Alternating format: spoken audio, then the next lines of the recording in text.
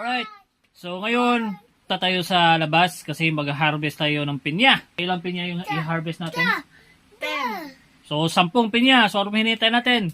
Labas na tayo, okay? Wow! So ito na tayo sa garden namin. Yan. Yan yung garden namin. So yung mga pinya natin, andito. Meron tayong mga malalaking pinya, meron din mga maliliit kasi hindi naman sabay-sabay tumutubo itong mga to eh. Hindi rin sila sabay na munga. Paano nga ba natin malalaman kung pwede nang i-harvest yung pinya? So, makinig tayo kay Mama Flame. Wow! Lola, paano ba? Sure. Close up mo, close up. O yan. So, this one is pwede na i-harvest. Ang indicator is, you see this, itong maliliit na to.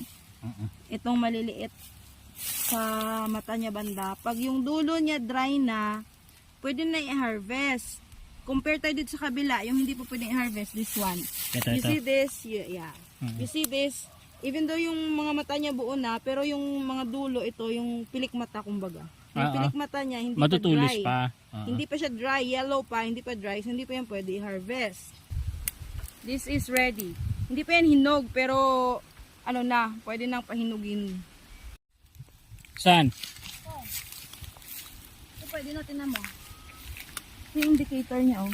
So, maliban sa dito, magulang na, ito yung may mga, kahit hindi na lahat ng pilik mata, basta may yung papunta na, ito, malapit na mag-dry.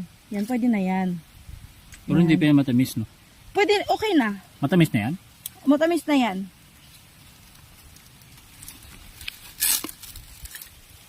Pwede na to, ayan. Oo.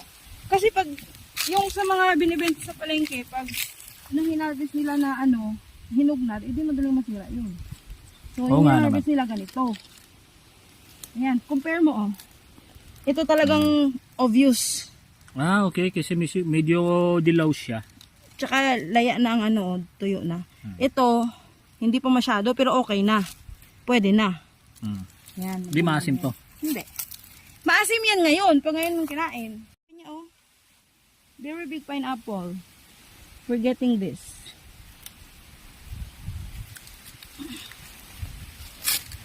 Ayan. Oh my God. Big one. Do, laki ng pinya, oh. Pineapple. Mas malaki to sa harvest natin last year.